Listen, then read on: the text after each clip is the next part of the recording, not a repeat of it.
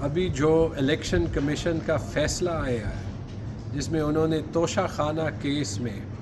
عمران خان کو ڈسکوالیفائی کیا ہے، میں اس کی مذمت کرتا ہوں۔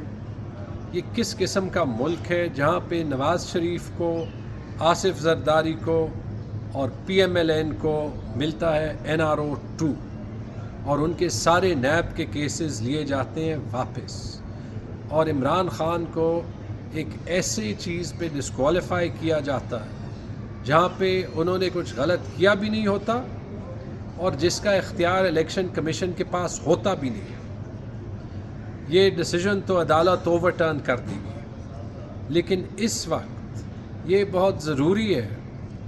کہ جو یہ سمجھتا ہے کہ یہ غلط ہوا ہے، کہ پاکستان غلط راستے پہ جا رہا ہے، کہ ہم ابھی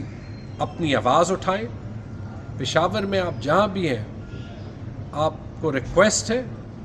کہ آپ پروٹیسٹ کے لیے نکلیں۔ میں خود جا رہا ہوں حیات آباد فیز 3 چوک، ہم نے مختلف جگہیں ڈیزگنیٹ کی ہوئی ہیں، آپ سب نکلیں۔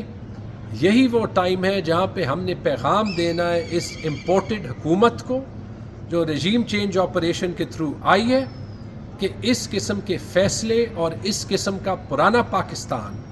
ہمیں بالکل نامنظور ہے۔